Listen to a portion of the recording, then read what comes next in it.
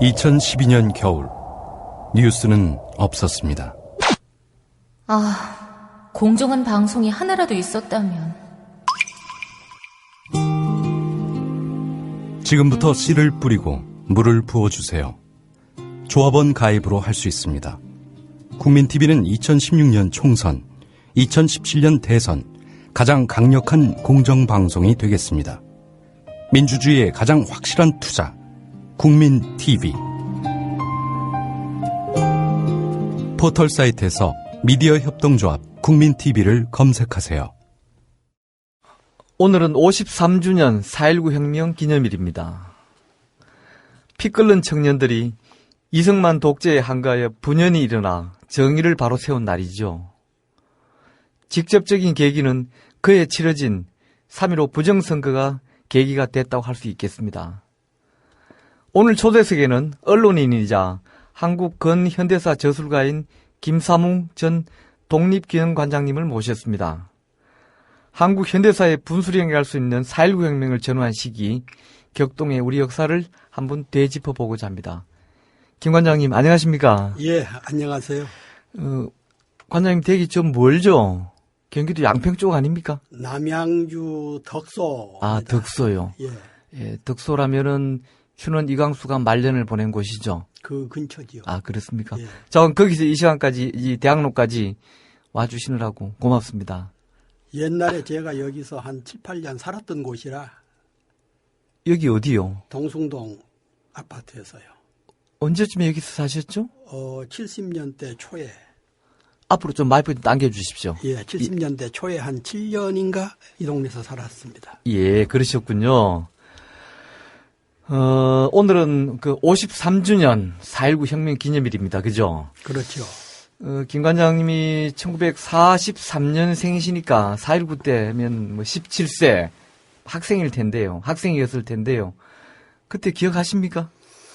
워낙 시골 섬에서 살았기 때문에 예. 그런 그 학생 시위라든가 열정 이런 것은 신문을 통해서만 예. 그때 당시 저희 아버지가 동아일보를 보셨어요. 예. 그때 동아일보는 참 괜찮았던 신문이죠. 예. 4.19 혁명을 주도했다고 해도 과언이 아닐 정도의 그런 신문이었기 때문에 예. 그 소년 저는 그 부친께서 보시는 신문을 동아일보를 보면서 의분에만 떨기도 했습니다. 그랬군요. 예. 자, 요즘 젊은 세대들은 뭐 불과 30년 전, 즉 1980년에 광주 5.18 민주항쟁도 뭐 잘 모른다고 해서 5.18이냐 8.15냐 이것도 헷갈린다고 하는데요. 그런 세대들 탓을 하기 전에 그 세대들이 우리가 제대로 학교에서 가르치지 않으니까 또 그렇게 모를 수 있는 것은 그들만의 책임은 아닌데요. 어쨌든 그런 세대들에게 4.19 혁명에 대해서 좀 간단하게 압축해서 좀 소개를 해 주십시오. 예, 1960년이면은 6.25 전쟁이 일어나고 10년 되던 해입니다. 그렇죠. 참 놀랍죠. 그런데 그때 당시 이승만 대통령은 온갖 폭정을 거듭하면서 원래 대통령은 당시 그 초선 때는 국회에서 선거를 하도록 돼 있는데 2대 때부터는 이게 이제 전시 중인데도 헌법을 고쳐가지고 직선제로 고치고 그 후로는 또 3선 연임이 안 되게 돼 있었는데 이걸 또 강제해가지고 헌법을 고치고 그때 당시 그 직선제 개헌안, 발췌 개헌안, 4.4.5입 개헌 이렇게 그 영구집권을 해서 온갖 비행을 저질렀지요. 예.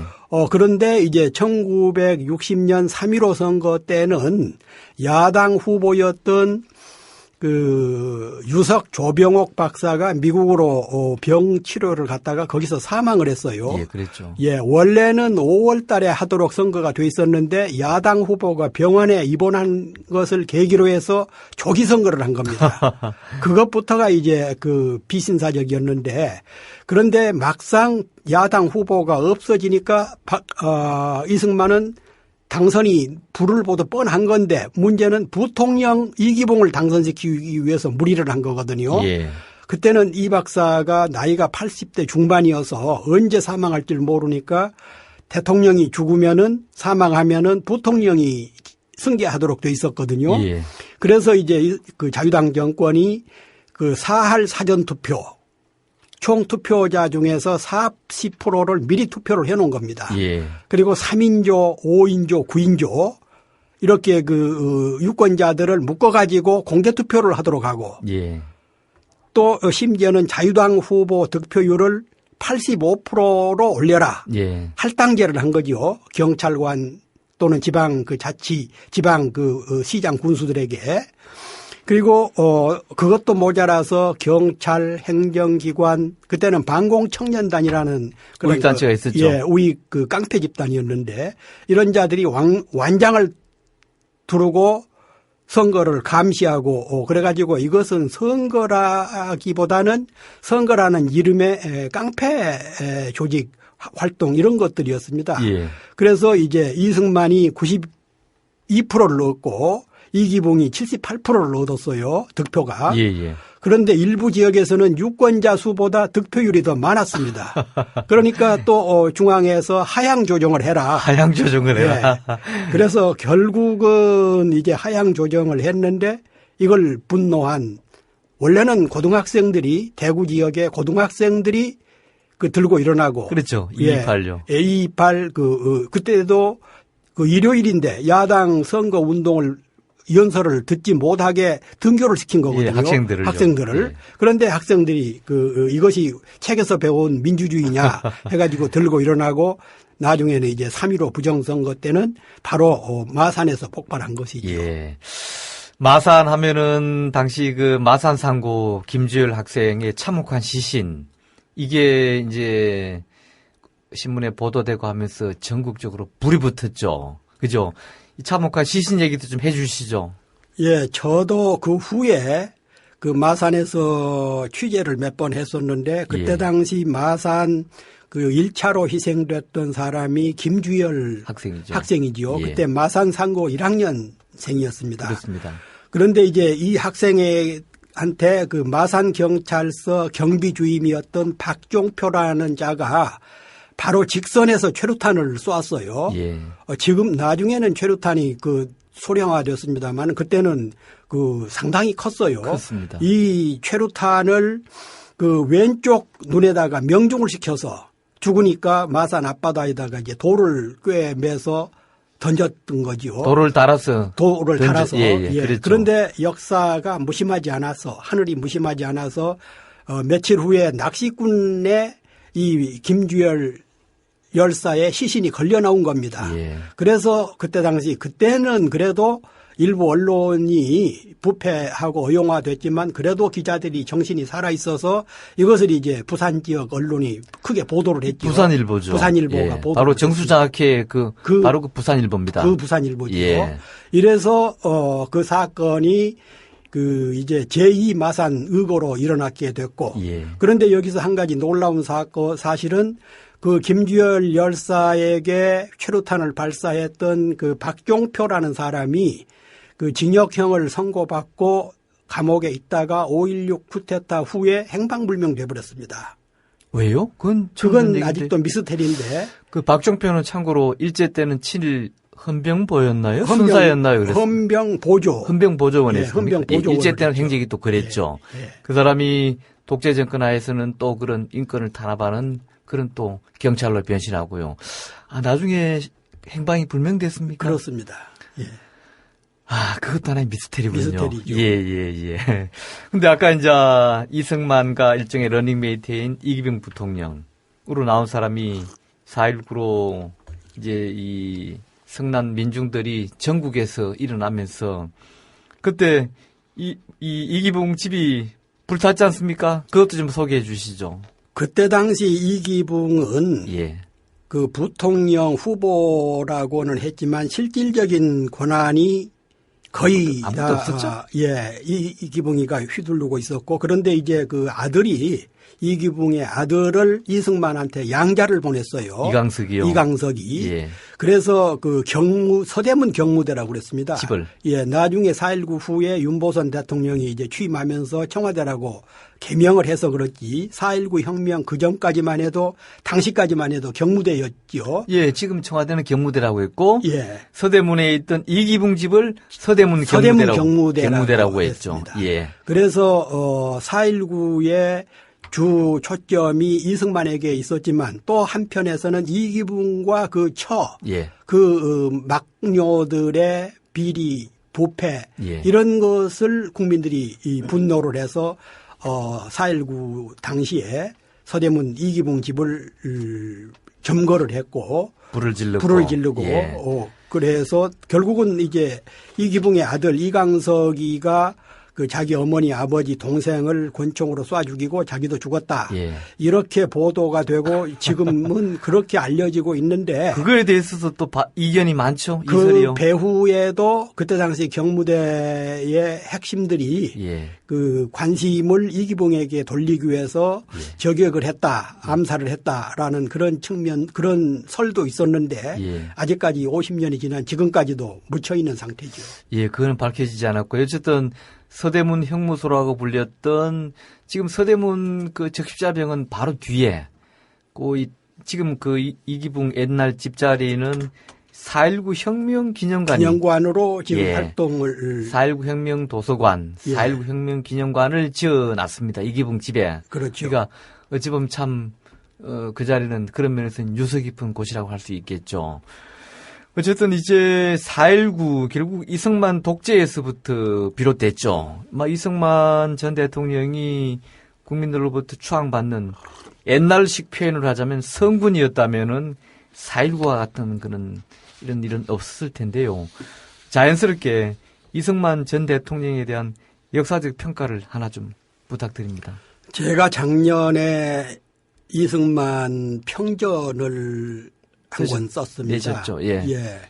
책 이름이 독부 이승만 평전인데. 독부는 어떤 뜻입니까? 독부는 그 맹자가 가장 그 권력은 많이 있지만 나쁘끄러운 인물, 예. 주변으로부터 동정을 받지 못하는 노인, 독선적이고 아집이 가득 찬 그런 사람을 이제 옛날 그 맹자가 한 얘기를 그 독립운동을 하셨던 그 심산 김창숙 선생이 예.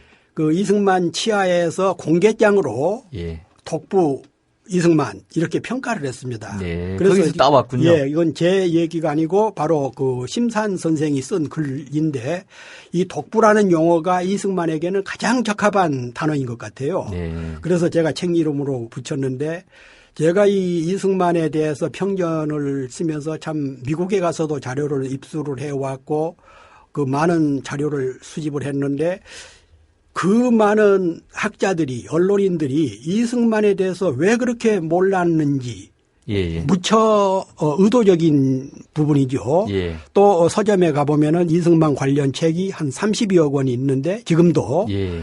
대부분이 독립운동을 한 것처럼 예. 그렇게 그 날조를 했더라고요. 예. 그런데 실제로 제가 평전을 집필할 때 보니까 이승만은 거의 독립운동을 하지를 않았고 예. 오히려 독립운동을 회방했다, 방해했다. 예. 이승만이 아니었으면은 오히려 한국 문제가 2차 대전 후에 훨씬 더 유리하게 전개됐을 가능성이 있었다. 우선 방금 말씀하신 그 대목에 대한 얘기만 한두 가지 예를 좀 들어주시겠습니까?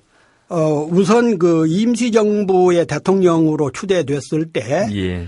1년 반 동안이나 상하이로 오지 않았습니다. 미국에 있으면서. 예.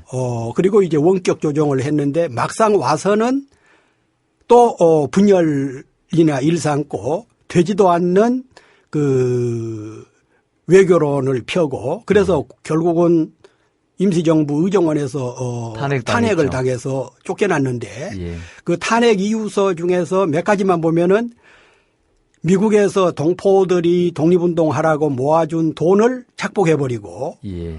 또 자기 아니면은 안 된다는 식으로 아집을 부리고 그래서 결국은 그 탄핵을 당해서 쫓겨났고 그리고 더 중요한 부분은 그 미 국무성에서는 이승만의 이런 행태를 예. 너무 그 정보를 통해서 잘 알고 있기 때문에 이승만이 그 미 국무성의 과장 한 사람만 만나려고 해도 만나주지를 않았어요. 예. 그런 것을 알고 그리고 2차 대전이 벌어지면서 그 일본이 패망하리라는 것을 느끼고는 그 군부 그때 당시는 이제 메가더가 극동사령관이었지요. 예. 메가더에게 그 소련을 비판하는 그런 전문을 7, 8번을 보냅니다. 7, 8번을. 예. 그러니까 메가더는 또 미 국무성으로부터는 상당히 비판받고 견제받고 있었던 처지고 그래서 결국은 국무성 대신 메가더 쪽에 줄을 서가지고 메가더의 도움으로 그 메가더가 보낸 비행기로 한국을 들어왔는데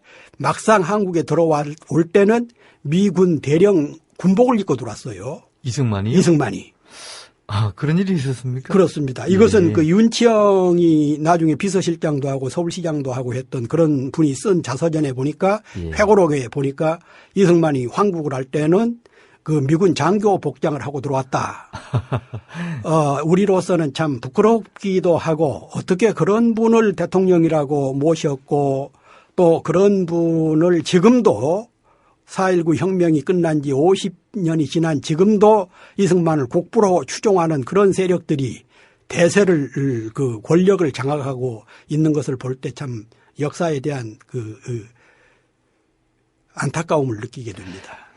예, 주로 이제 이승만 전 대통령이 대통령 되기 이전에 얘기를 이제 집중적으로 해주셨고요. 뭐 하다 보면 또 나오기도 하겠습니다만은 그래도 대통령이 되고 나서 대통령 이승만에 대한 평가도 이왕 하신 김에 짧게 좀 부탁드립니다. 우선 인간적으로 예. 그 가장 독립운동에 헌신했던 백범 김구 암살에도 깊숙이 개입을 했고 또 진보 정치, 혁신 정치를 주도했던 죽산 조봉암 선생을 사법 살인시키고 예.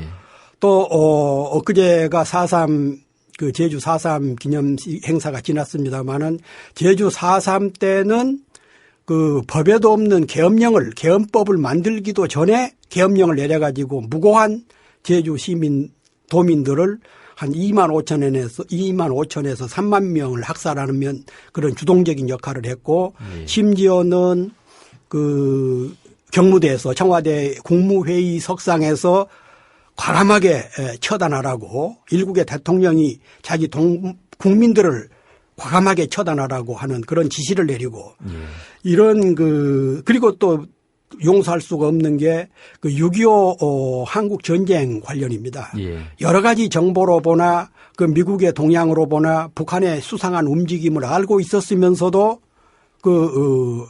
점심은 평양에서 먹고 저녁은 신의주에서 먹는다라는 국방부 장관이 그따위 소리를 했죠. 그리고는 막상 전쟁이 38선에서 전면 남침이 있었는데 8시간 후에 그 보고를 받은 겁니다. 예. 경회로에서 낚시질하다가 대통령이라는 사람이. 그랬어요? 예. 예. 그리고는 또 방송에는 라디오에다가 그 우리 국군 장병들이 이 북한군을 격퇴하고 있으니까 서울 시민들은 안심하고 생업에 종사하라. 그래 놓고서는 본인은 27일 날 새벽 2시에 국회에다가 알리지도 않고 혼자 내빼버린 겁니다. 그때 더욱 용서할 수 없는 게 그 백범 암살범 심지어는 중앙은행에 있는 금부치라든가 국회의 중요한 그런 그 외교 국가의 기밀 정보 예. 이런 것들도 다 내버려 두고 백범 암살범 안두희는 데려갔어요. 안두희를 어떻게 데려갔다는 얘기입니까? 그때 안두희가 국군 형무소에 수감돼 있었는데 예. 그때 그 김창룡이라든가 이런 자들을 동원했었는지 예. 유일하게 이승만이 피난 가면서 대전까지 같이 데리고 갔습니다. 안두희가요? 안두희를요? 예. 참. 이런 사람을 국부라고 추종하는 사람들의 그 정신 상태가 검증을 해봐야 되지 않을까 싶습니다. 이승만 전 대통령의 동상을 광화문에 세우자는 분들도 있습니다. 참고로. 또 그런 주장을 하는 분들도 있다고 치고요. 그러면 이제 오늘의 큰 화두라고 할 수 있는 이 4.19 혁명. 민중혁명이죠. 이 혁명을 우리 역사에서는 어떻게 그 의미를 몇 가지로 정의할 수 있겠습니까? 우리 역사는 봉건 전제 체제에서 한 4천 수백 년을 살다 보니까 예. 근대적인 혁명이라는 그런 거대한 민중의 힘을 발산할 기회가 없었지요. 예. 모처럼 그 홍정내란이라든가 동학혁명이 시작을 했지만 엄청난 희생만 치르고 또 3.1운동 때 전체 국민의 10% 이상이 그 성인들 10% 이상이 항쟁에 나섰지만 일제의 총칼 앞에 무너지고 예.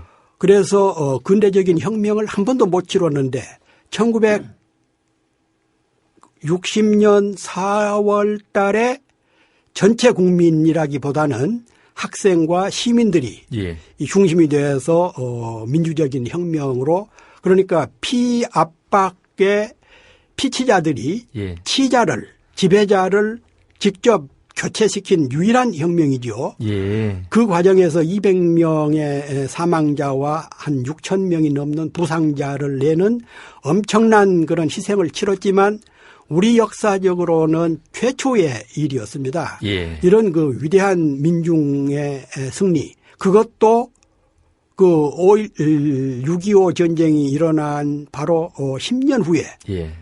또 그 북한하고 그 평화협정까지는 못 됐지만 정전협정을 맺은 7년 후에 일어났다는 사실. 예. 지금 우리 사회 그 일각에서는 걸핏하면은 좌파다, 종북이다, 용공이다, 빨갱이다 해서 몰아붙이는데 지금으로부터 53년 전에는 어떻겠어요? 아, 예. 심지어는 마산 학생들 그리고 그 김주열 열사의 호주머니에다가도 그 공산당 그런 그 전단을 숨겨두고 했던 그런 시절입니다. 예. 그런데도 국민들이 더욱이 그 애국 청년들이 학생들이 그 독재 정권을 부정하는 우리가 교과서에서 배운 민주주의는 이런 것이 아니었다. 예. 그러면서 맨주먹으로 혁명을 일으킨 것은 세계사적인 드문 일이죠. 예.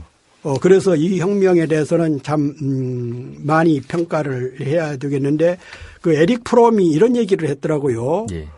그 집권 세력은 화학 무기로 무장하는데 일반 민중은 주먹이나 벽돌 조각 같은 것밖에는 없어서 프랑스 혁명과 같은 것은 다시는 일어나기 어려울 것이다. 예. 이런 얘기를 일찍 했어요. 예. 50년대 초에. 50년대 후반에. 그랬는데 4.19 때 우리 그 시민 학생들은 가진 집권 세력은 이승만 세력은 군부가 있었고 경찰이 있었고 깡패 조직이 있었고 그런 반공 청년단 조직이 있었고 총칼이 있었고 그 근데 60만 대군이 있었고 예. 배후에는 그랬는데도 시민 학생들이 빈손이었죠. 빈손으로 예. 벽돌 조각으로 예. 혁명을 일으킨 것은 세계사 프랑스 혁명 이후에 최초의 그 세계사적인 의미가 있다. 예. 이렇게 평가할 수 있겠습니다. 예. 하나만 더 말씀 나누고 이제 다시 또 2부에 이어가기로 하고요. 4.19 세대라고 불리는 사람들이 몇 사람 있는데요. 그들 중에서도 나중에는 뒤이은 독재 정권에 협력하는 등 또 지조를 지키지 못해서 이른바 변절자로 낙인 찍힌 사람들이 들어있었죠. 4.19 혁명 하면은 참 역사적인 의미를 부여함과 더불어서 예. 4.19를 소위 주도했다고 하는 주체 세력들 예. 그 후의 행태를 보면은 4.19의 그런 그 아쉬움, 안타까움이 절절히 배어지는데요. 1972년 11월 16일 그때는 박정희가 유신 쿠데타를 하고 온 대한민국 천지가 유신 귀신에 휩쓸려 있을 때입니다. 예. 그때 당시 4.19 주역 45명이 새 역사 창조 대열에 흔쾌히 참여한다라는 참. 예, 그런 그 명분 아래 유신 지지 선언을 했어요. 웃지 않을 수 없네요. 네. 그때 참여했던 사람들이 몇 명 이름 좀 거명해 주세요. 예, 그 어렵지 않지요. 윤식, 이수정, 안병규, 이세기 이런 사람들은 대부분 그때 당시 그 주요 대학의 학생회장을 했거나 그 4.19 때 시국 선언문을 썼던 사람들입니다. 그런데 그 이름들이 나중에 전두환 정권 시절에 나중에 국회의원하고 그랬던 사람들이네요? 박정희 때부터 됐죠. 상당히 예. 이 청와대 대변인도 하고 그리고 전두환 노태우 때 와서는 전성기를 누렸지요. 예. 그랬는데 이 사람들이 그 유신 지지하는 대가로 정부로부터 4.19 혁명의 유공자라고 해서 건국 포장을 받았어요. 4.19 유공자 있죠. 4.19 유공자. 4.19 묘주도 있고 하듯이 있는데 예. 포장도 받았습니다. 포장 받았습니다. 예. 그래서 제가 꽤 오래됐습니다만은 4.19 30주년 때인가 어느 신문에다가 기고를 했어요. 예. 유신을 지지한 그 4.19 주역들의 훈장을 예, 치탈해라. 예, 뺏어해라. 예, 그랬는데 그 중에서 어떤 분이 저한테 항의 전화를 했더라고요. 그 대상자 중에. 예. 뭐라고? 그러면서 자신도 모르게 이름이 올랐다. 그래서 그 유신 엄혹한 시절에 그래서 그랬으면은 4.19 주역이라는 그런 그 명예로운 위치에서 자신은 그런 사실이 없다고 성명을 내거나 항의를 했어야 되지 않느냐. 그랬더니 그 유신 엄혹한 체제에서 어떻게 하느냐. 그래서 그걸 반대해 가지고 감옥에 간 사람도 있고 저 같은 사람도 수배를 당해서 쫓겨다니고 그랬는데 4.19 주역이라는 사람들이 그게 무서워 가지고 그걸 성명도 못 내고 반박도 못 하고 이제 와서 자기는 안 했다고. 그것은 친일파들이 일제 지지 선언을 해놓고서는 나중에는 자기는 그런 일 없다고 발뺌한 것과 뭐가 다르느냐. 그랬더니 소송하겠다고 그러더라고요. 소송했습니까? 예. 그래? 그래서 소송을 하려면 해라. 이걸 예. 법정에 가서 한번 가려보자. 예. 그랬더니 안 하더라고요. 그 이름을 대기는 좀 그렇습니까? 예, 이름을 대기는 그렇습니다. 바로 그 4.19에 참배를 하고 예. 그 근처에서 자기네들끼리 아침을 먹으면서 예. 그 고소를 항의를 하기로 뜻을 모았다고 그러더라고요. 그걸 보고 참 뻔뻔하다라는 생각이 들었어요. 소송해서 좀 사건화가 됐으면 좋겠습니다. 국민TV 라디오 시사 프로그램 정운현의 타임라인을 듣고 계십니다. 지금은 초대석 시간입니다.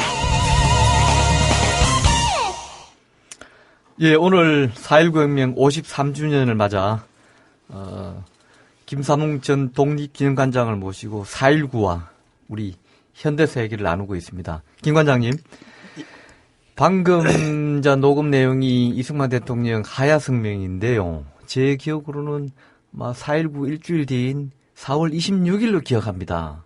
그죠? 그렇죠. 예. 근데 이제 첫째 그런 요구가 있었다는 거. 둘째, 그 요구에 대해서 물러나며 3.15 부정선거를 인정하고 다시 선거를 치르도록 하겠다. 이런 내용 아닙니까? 예. 그리고는 하와이로 갔죠. 그렇죠. 하와이에서 망명 생활을 하다가 결국 이제 현지에서 생을 마치고 나중에 이제 한국으로 유해가 봉환되어 오고 지금 동작동 국립묘지에 이승만 대통령 묘소가 마련돼 있죠. 그렇습니다.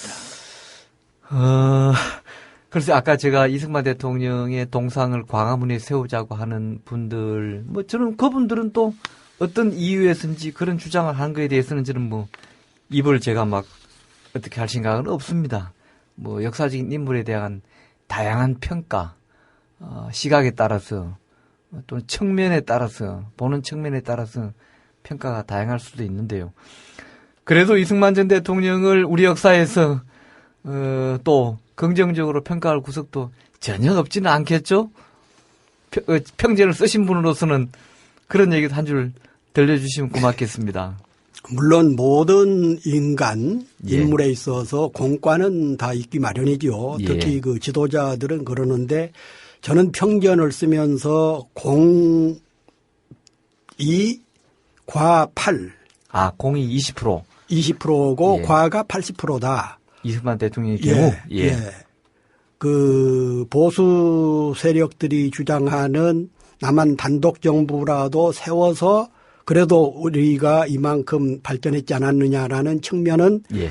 온전한 건 아니지만 나름대로의 의미는 있거든요. 예. 그때 당시 남북 협상이 과연 성취가 됐겠는가라는 의문도 있고 예. 그리고 또 하나는 그 후에 이승만 이후에 박정희나 전두환의 그 헌정유린이라든가 민주주의를 짓밟은 것에 비하면은 예. 이승만은 그래도 제도권 안에서 개헌도 하고 그 4.4 5.18이라든가 예. 그걸 또 그렇게 볼 수도 있나요? 그렇게 볼 수가 있죠. 예. 그런데 박정희나 전두환은 송두리째 엎어버렸잖아요. 예, 뭐. 예. 그래서 이승만은 그런 면에서는 그래도 후임자들보다는 좀 낫다라는 측면이 있고 예. 그 나머지 80%에 대해서는 그 우리나라의 새로운 정부, 오랜 그런 그 일제 강점을 당하고 해방을 맞은 국가 지도자로서는 도덕적으로나 항일 운동가로서나 또 새 국가를 건설하는 비전이나 경륜으로 보나 그런 그 화합형의 성격으로 보나 하나도 걸맞지가 않은 사람이었어요. 저는 예. 예. 말 계속하십시오. 예, 그런 면에서 이 박사의 등장은 그 개인은 물론 우리 국가 국민들에게도 재앙 수준이었다고 평가를 할 수가 있을 것 같습니다. 저는 거기에서 하나를 더 보태고 싶습니다. 오히려 더. 그 말씀은 미처 안 하신 것 같은데 해방 후에 그 친일파 청산에 대한 국민적인 염원. 아, 그렇죠. 예, 그게 또 밑거름이 돼서 전 국회에서 만든 반민특위. 이 반민특위가 원래는 49년 봄부터 활동을 해서 이듬해 50년 8월 말까지 활동하도록 공소시효가 정해 있었는데 어쨌든 중간에 반민특위를 여러 가지로 못살게 굴거나 또는 와해를 위한 갖가지 책동을 직간접적으로 한 거라든지 그 점에 대해서도 한번 짚고 넘어가야 되지 않겠습니까? 그렇습니다. 그 이승만의 제가 놓쳤는데 이승만의 가장 큰 죄가는 그 친일파를 중용을 하고 독립운동가들, 통일운동가들, 민주화운동가들을 탄압하고 특히 그 반민특위를 짓밟아버린 1949년 6월 6일 날 66 사건이요. 예, 66 사태라고도 부르는데 반민특위 습격 사건. 예, 그 경찰을 동원해 가지고 반민특위를 짓밟아버리고 예. 그리고 그 전에도 이걸 이제 그 회유하기 위해서 반민특위 위원장 김상득 선생을 초치를 해서 국무위원 장관하고 그렇게 그 자리를 보장할 테니까 반민특위에서 붙잡아 체포했던 그런 그 일제의 악질 예. 누구죠? 그런 기업인 말입니까? 아니 경찰관 박요.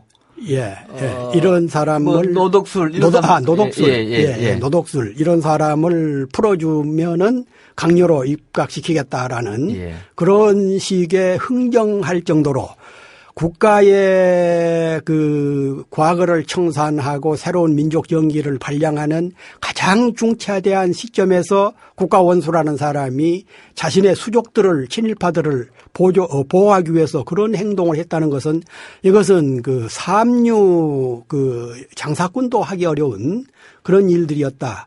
그래서 결국은 이승만의 그런 그 새로운 전통을 세우지 못한 민족 정기라든가 사회 정의 이런 게 훼손되면서 이후 지금까지도 예. 기회주의자들, 사대주의자들, 분단 세력, 어용 곡필배들 또는 이런 세력들에 의해서 국가가 주류가 된다는 안타까운 그런 전통을 만들었다고 평가할 수가 있겠습니다. 예.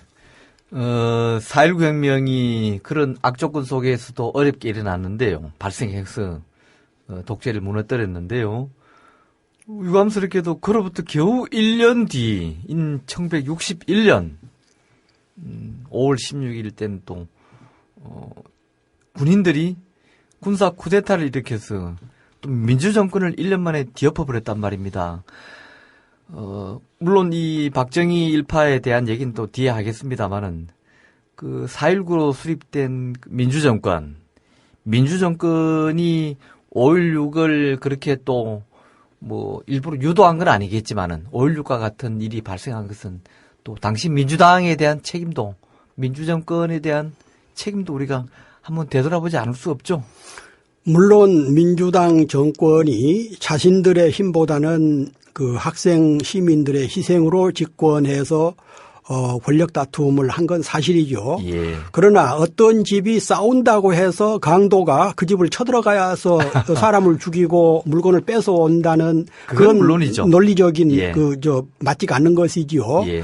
그리고 그때 그 박정희 세력이 쿠데타를 일으켰던 61년 5월 그 무렵은 예. 민주당 정권이 상당히 안정이 돼 있었던 상태입니다. 아, 그렇습니까? 예, 그리고 학생들이나 노동자들이나 이런 데도 시위가 거의 중단이 됐고 예.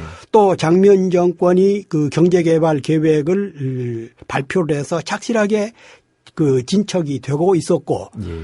그래서 더욱이 그 12년 동안이나 독재 정권에 시달리다가 해방이 돼서 그 4.19 혁명 과정 이후에는 어느 정도 시위라든가 혼란이라든가 이런 것은 당연한 거였거든요. 예. 그리고 그 박정희 정권이 나중에 쿠데타 한 후에 장면 정권의 비리 부패를 이유로 내세웠는데 실질적으로 어느 장관이 그 해외 여행 중에 어떤 기업인이 그 미제 냉장고 하나를 갖다 줬다는 것밖에는 예. 그 장면 정권 강요들의 부패라는 게 거의 드러나지 않았거든요. 오히려 박정희 세력이 집권해가지고 4대 의혹 사건 같은 천문학적인 그런 비리에 비하면은 거의 아무것도 아니었던 수준이었습니다. 예.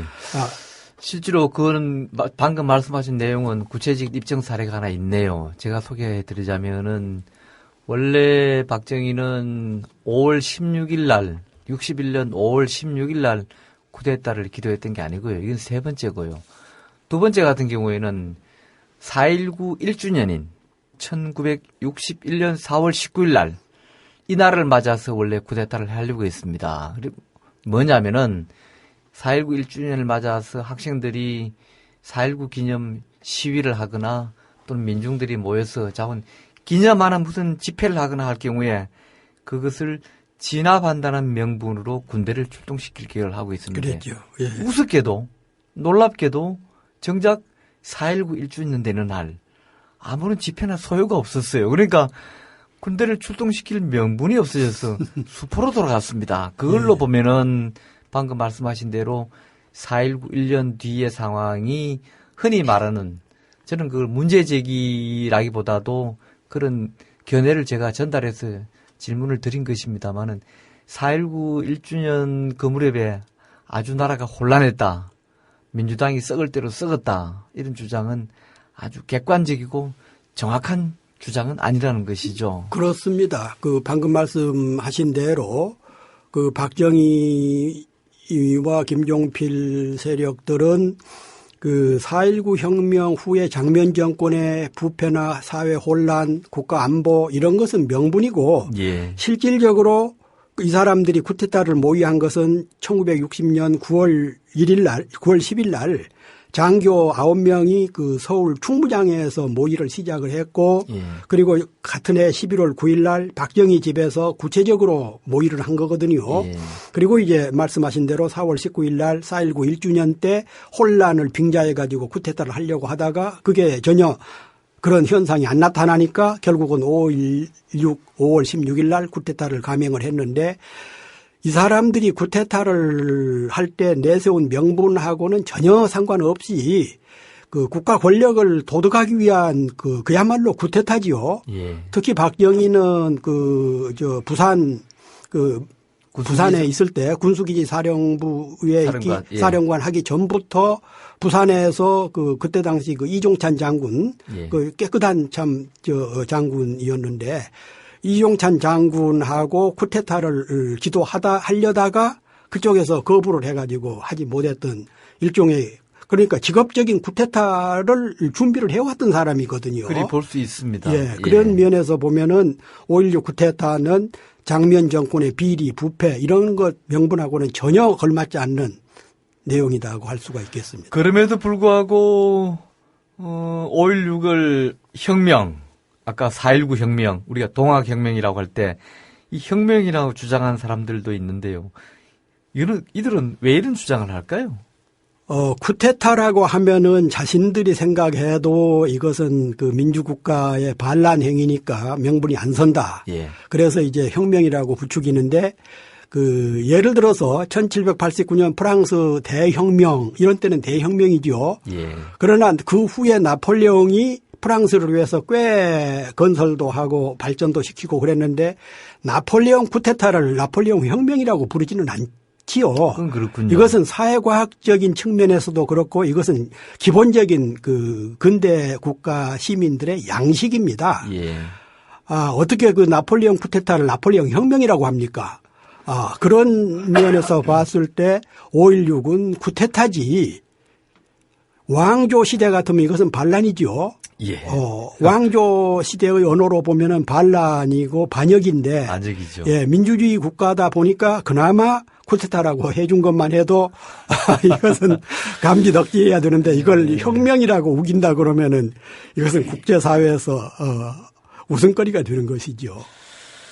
뭐, 그날 아침에, 5.16 당일 아침에, 그 당시 이제 신문이라고 하면은 조선일보, 동아일보, 경향신문, 한국일보, 서울신문, 이 5개가 있었습니다.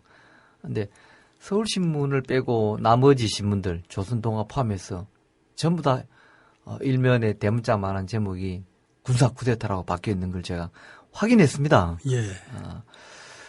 그런데 그것이 세월이 지나면서 뭐 쿠데타를 일으키는 그 주역들이라고 하는 사람들, 주체라고 하는 사람들, 자기들 표현으로요. 그들이 혁명이라고 하는 것은 모르지만은 특히 흔히 역사를 공부했다고 하고 역사를 안다고 하는 사람들이 그것을 용어를 혁명이라고 쓰는 것은 그건 좀